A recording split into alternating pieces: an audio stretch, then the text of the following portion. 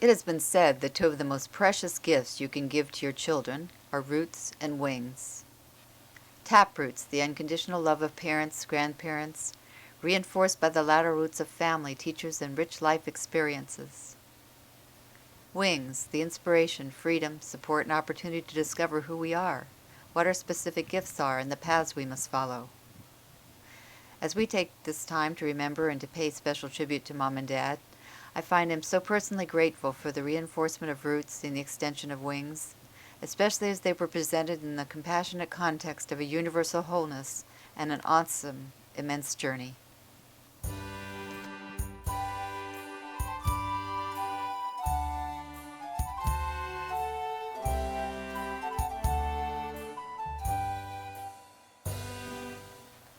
"1951 Christmas Greetings. Although this mimeograph sheet is distributed rather widely, we want you to know that we are thinking of each one of you individually. Whether brought together for business or pleasure, in joy or sorrow, whether at our house or yours, or places in between, whether through letters or just by thought waves, these contacts with you have broadened our horizons and deepened our faith. It has been good in 1951 to make some new friends and be reunited with many of the old." It was a priority with Mom and Dad that we know and respect our roots. Visits to Michigan were our touch points with Swan lineage, through Dad's father, mother, and sister Gulie.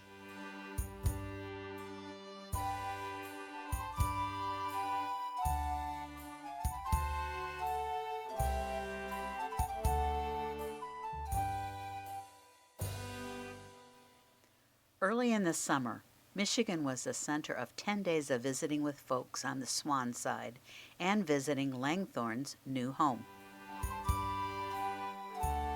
Visits to Auntie Gulie's and Uncle Francis's home in Detroit were always highlights for me.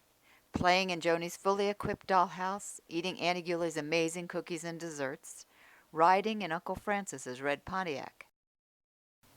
In Tecumseh were spent time with Grandpa Swan. I wave my hat to all I meet, and they wave back to me. And blackbirds call so loud and sweet on every green tree. Valerie, Valera, Valera, Valera. Grandmother Helen Wood Swan was the eldest of 4 sisters, Marion, Ruth, and Anna. Unfortunately, Grandmother suffered both physical and mental illness and died when Nancy was still a baby, so we gradually learned about her through photos and stories. At the time of our family visits, Grandpa Swan's sister Aunt Mary was living with them in the Tecumseh home.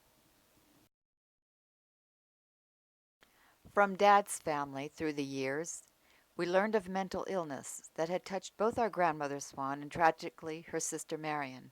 Husband killed by hit-and-run driver, setting her into such deep sadness that her remaining long years were spent isolated in a mental institution. Through Mom and Dad, we learned the importance of compassion, forgiveness, and perseverance, as over the years they battled to break down the iron bars of that old-time institution, restrictive state laws and personal environments. And toward the end of her life, as she was finally allowed to cross state borders and come visit our home, we saw her retrieve from somewhere deep, dark inside the memory of how to crochet magical, delicate lace snowflakes for our Christmas tree.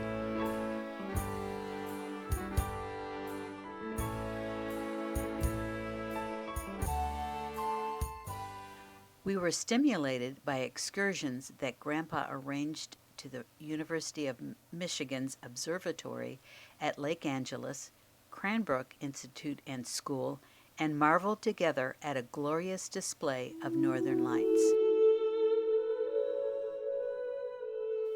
Michigan visits were our primary touch with Dad's roots, his being born in New York City next to the Bronx Zoo. Through the years, we learned about our Quaker roots on the magical island of Nantucket in the exciting whaling journal of Alexander Coffin.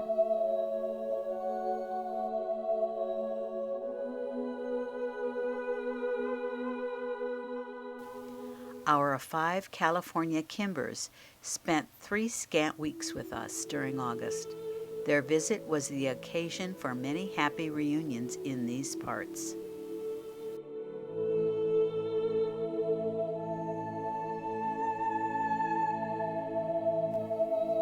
Francie and I enjoyed a great stay with them when Mom and Dad spent a year in Japan.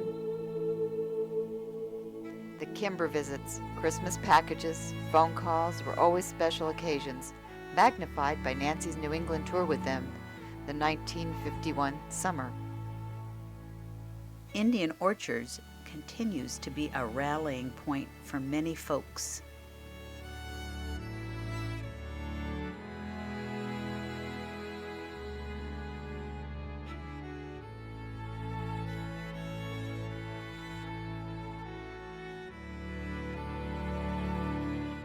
Indian orchards, hillside orchards of apples, peaches, cherries, pears, blueberries, raspberries.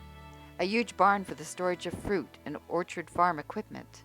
Pine groves that housed magical villages throughout the summer, and a turtle pond. A wonderful large home built by Grandma and Grandpa Cope in the early 1900s with stone fireplace they set out themselves, stretching, sitting porch overseeing the pines and orchards beyond, the sleeping porch above. The house had treasured corners, a grand piano, a mineral room in the basement with Grandpa Cope's remarkable collection of unique rocks and crystals, and upstairs, in one of the bedrooms, a 3-story dollhouse fully furnished. We often wonder how kids grow up without having a grandmother and great aunt as intimate companions and conspirators. With Grandma and Grandpa came the expanded Cope-Whitaker support network and awareness of our genetic lineage, extended dinner tables at holidays. Grandma was the instigator of holiday charades, subtle mischief, rowdy kick-it games, or quieter card table games of patience or letter bag. Grandma often requested that a psalm be read after dinner. Grandma Cope was one who would hug us and wipe our tears, one with whom we could confide our secrets. After Grandpa Cope died in the early 1940s, Aunt Elizabeth came to stay in the house with Grandma Cope. Aunt Elizabeth was a story writer and illustrator, a storyteller. Cardboard paper dolls with faces cut from Breck shampoo ads and hand-sewn fabric clothes. From her, we learned of Pensdale days, our Whitaker roots, and our great-grandmother who became Westtown nurse when great-grandfather Whitaker was killed in a mill accident.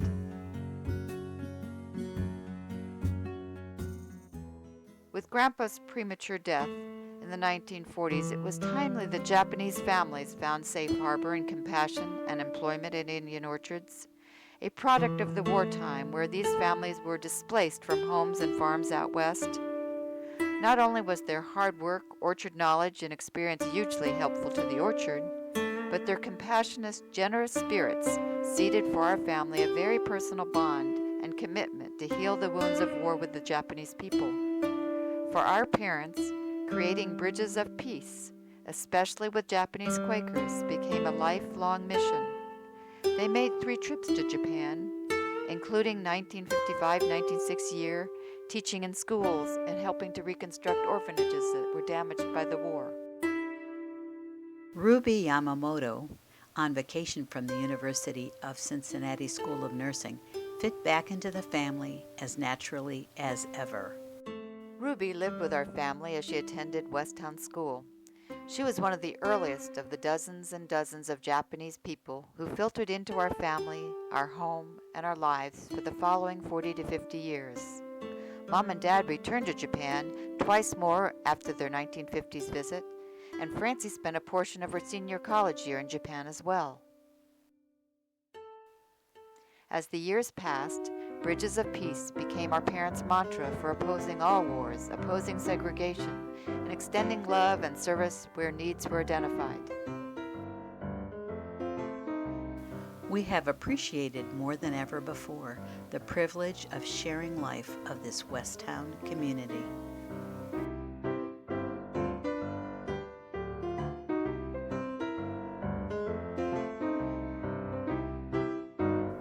The Westtown Mom and Dad speak of in this 1951 Christmas letter, as described, is a kaleidoscope of memories. Campus kids and dogs in motley array, families gathered for hymn sing, work days, and work camps.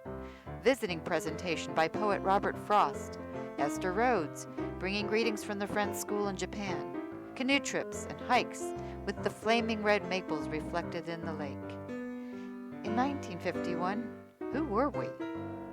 Fred W.'s head may be sparser of hair on the top side, but inside it is fuller than ever of ideas for home, school, and community projects. As the reincarnation of a former master, he gave an Alumni Day audience a lively portrayal of Westtown science teaching in the early 19th century. He helped direct a high school Young Friends Conference here in June. He enjoyed working with the school maintenance staff to make alterations in our kitchen and his new physics rooms. Fred W., the wonderful funny dad, who would star in hilarious dramas as Charlie's Aunt or Miss Universe. The wonderful funny dad who would ride us on his shoulders, give us butterfly kisses with his eyelashes, and draw pictures on our backs for us to guess at bedtime. Warm nights we lay on the soccer field with Dad. With his guidance, we would focus our eyes to see the star pictures of dippers, bulls, bears, follow moon eclipses, spot rare views of comets and awesome glimpses of shooting stars. Experiencing the vastness of the universe, learning the seeming contradiction that we also were lying on a spinning surface, despite the feel of solidness of the earth under our backs. Our introduction to Lauren Isley's immense journey. Winter brought skating on the lake, a winter tradition inherited from grandparents and parents who both did their courting on the Westtown ice. Weather-worn, frayed, and wilted leather skates were retrieved amongst the winter things from the attic, put to use again with newspapers stuffed in the toes to make them fit. Mom and Dad would teach us how to do figure eights and the serpentine, and help to thaw our frozen fingers and toes for the long walk home.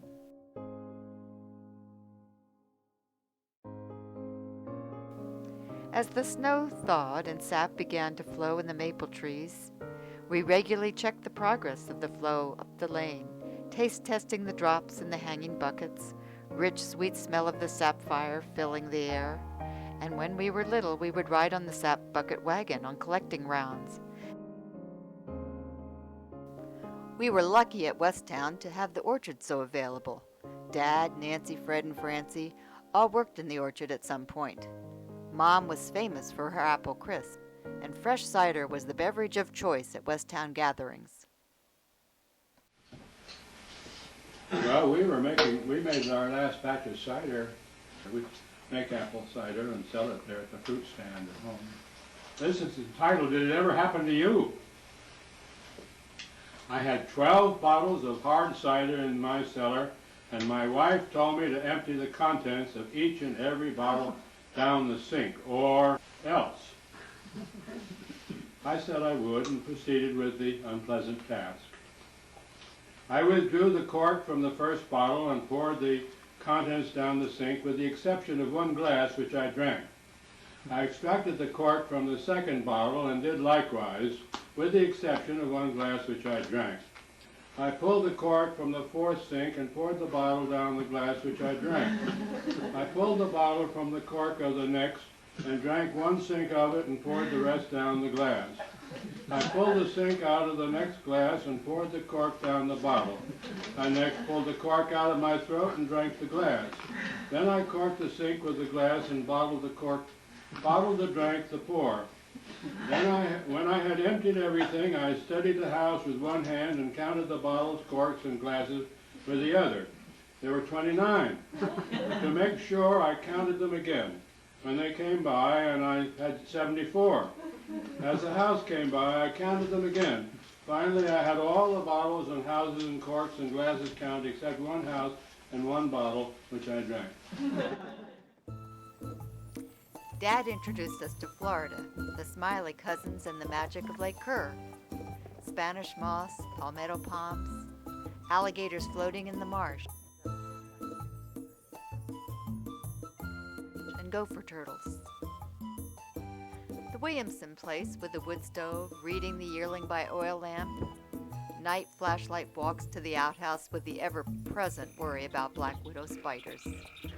Dad, Francie, and me on the memorable walk through the nighttime forest, alive with wild creatures, heading for a faraway light.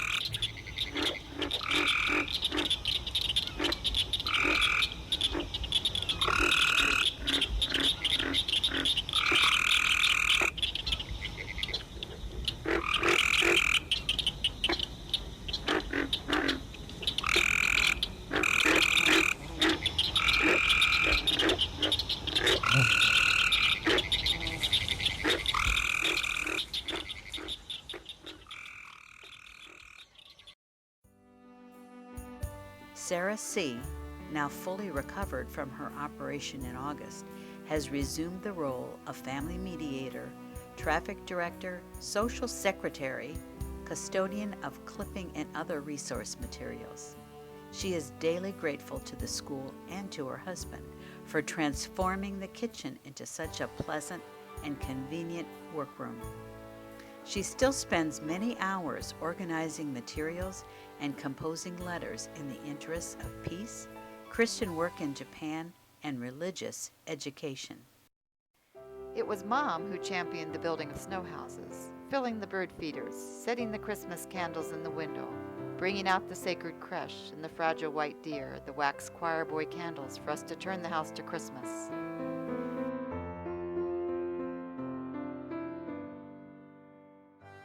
And with red cardinals always her favorite, her Westtown class bird. Mom's kitchen had wonderful tools, the meat grinder that also ground dried bread to crumbs for meatloaf or for the bird feeder, the Foley food mill for mashed potatoes and applesauce, not to mention the periodically threatening wooden spoon. Mom filled the dining room south window full of plants, African violets, prayer plants, Christmas cactus, blue glass bottles and vases, prisms casting rainbows round the room. The meals were never fancy, but always fine, especially when summer garden produce and fresh ripe orchard fruit provided amazing feasts in season. Sunday dinners were classic. Dad with a flourish sharpening the carving tools. Dinner guests, Grandma Cope and Aunt Elizabeth, faculty from school, Japanese guests, the Cope clan, Uncle Joseph, Gilbert, Aunt Ellen. Adopted family members. Waffle sausage dinners provided for Dad's swim team or groups of seniors. It was Mom who set us free to barefoot in the summer, took us to visit the South Woods for snowdrops and aconite in spring, back again for wineberries during the summer, to the Arboretum Pond for watercress. We learned the awesome beauty of Brandywine cowslips from her. It was Mom who would snuggle with us under a quilted bedtime and read us loving life lessons from such stories as The Bishop's Shadow, Friendly Story Caravan, A Tree for Peter.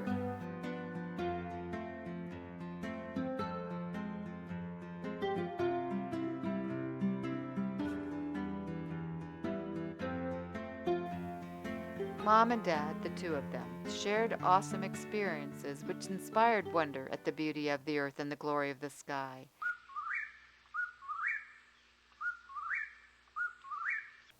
Sitting on the hillside at Camp Nokonis, overlooking the Georgian Bay. I love to wander by the stream that dances in the sun. So joyously it calls to me, come join my happy song. Valerie, Valerie, Splashing in the beautiful waterfalls at Ricketts Glen and World's End, near Eaglesmead.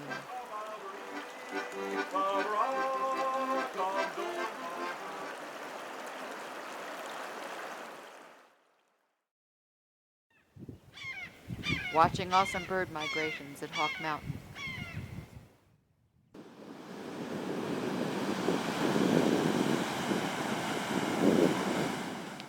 And then there was, and is, the ocean.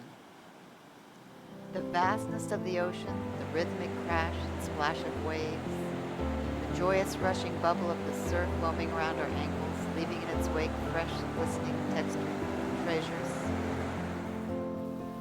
Diamond pebbles and shell remnant clues to mysterious life in the deep sea waters.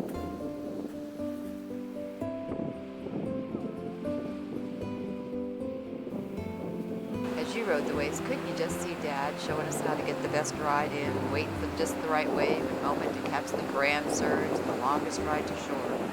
And of course, Dad with a big air bubble in his swing trunks as he surfaced on the sand. Trudging in the deep, hot sand, climbing the windswept dunes, we would search for just the right spot to spread our blankets or pitch a makeshift lean-to for our makeshift camp and picnic. It was always like a quiet, secret, isolated getaway. We had meeting there sometimes. In the shifting sands, we jumped and rolled and crawled through the shaded, tangled bayberry tunnels, punctuated by painful sandburrs, later gathering a sand supply for our sandbox at home.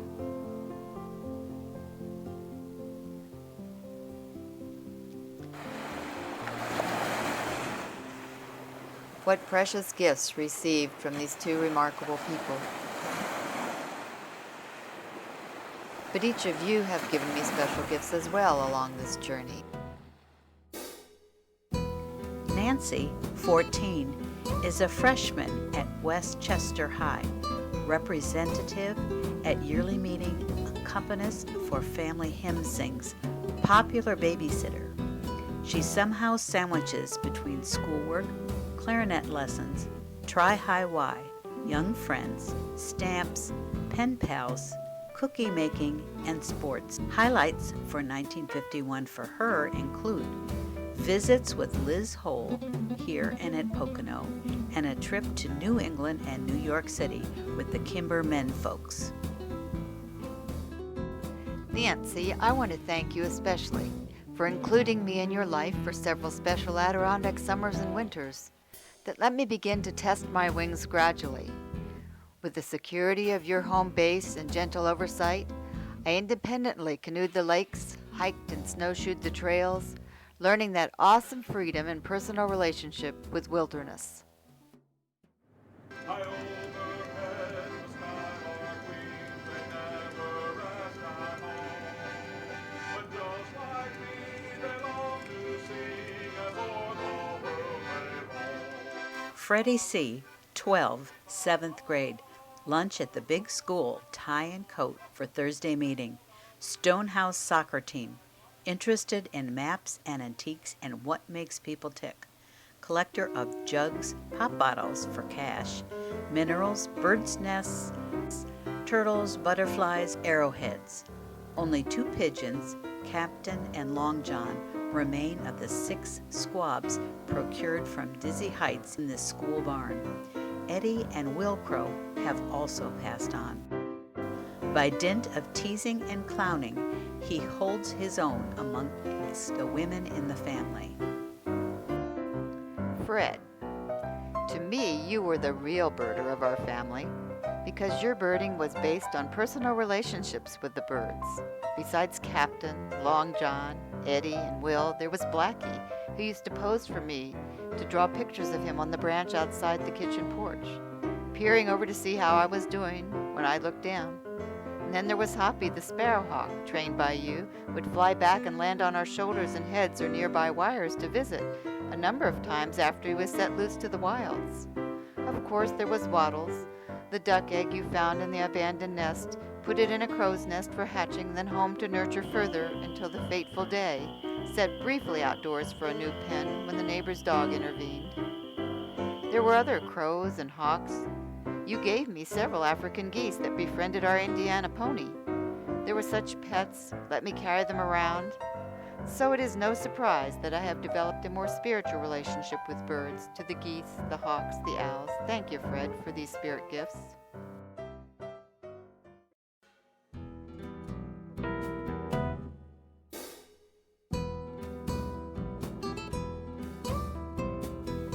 Francie, 9, 4th grade, full of vim, vigor, and vitality. lives in a constant whirl with feminine contemporaries, hiking, dressing up, acting, practicing, cheerleading.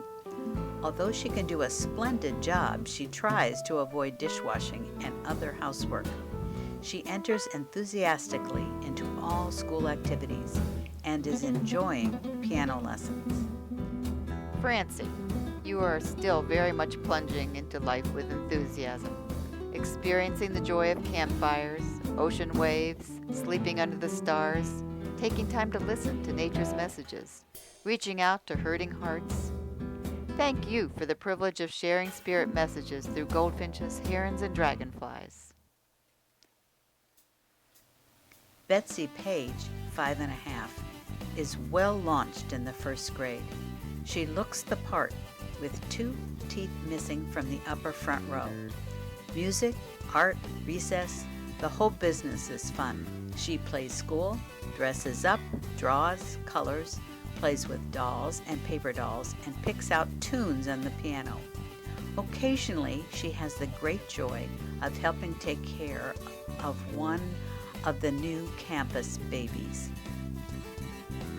So it is clear my love of dolls became love of babies, and my love of babies set me up to be the campus babysitter, producing the amazing benefit of awesome lifetime treasured friendships with several of those youngsters grown up. Robert Wood, born August 28, 5 weeks ahead of schedule, only lived a few hours. So much a part of our thinking and planning during 1951 that a summary of the year would not be complete without specific reference to this littlest brother. It was a tremendous experience, a sudden switch from happy anticipation to sharp disappointment, the comfort and support of human sympathy, the assurance through all of it of the working of a merciful providence. This past September 2012, I suddenly had the urge to go visit Bobby at the Springfield Meeting Cemetery. In the quiet cemetery, I was awed by the feeling that I was having visits with familiar spirits marked by their stones. In addition to Grandma and Grandpa Cope, and Elizabeth, Ruth and Alex Sitcha, I thought I'd been told that Bobby was buried next to Grandpa Cope's grave. But finding no stone, felt a little let down. But then suddenly a hawk landed in the yard in front of the meeting house and did not fly away as we walked closer to it.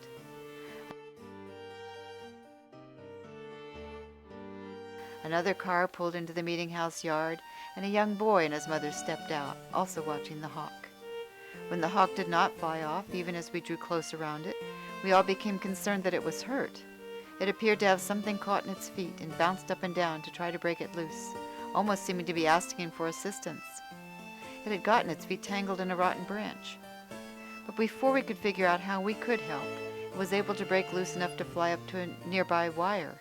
But even then it did not fly off, just sat on the branch looking down at us as we stood quietly together. It felt as though there was a message. The hawk, the mother and the boy, a lovely spirit visit from Mom and Bob together. As this very full year comes to a close and we face into the new, our thoughts find expression in some words of John Woolman. Our gracious Creator cares and provides for all His creatures. His tender mercies are over all His works, and so far as His love influences our minds, so far we become interested in His workmanship and feel the desire to take hold of every opportunity to lessen the distresses of the afflicted and to increase the happiness of the creation. Here we have the prospect of the one common interest from which our own is inseparable, so that to turn all that we possess into the channel of the universal love becomes the business of our lives. Oh, may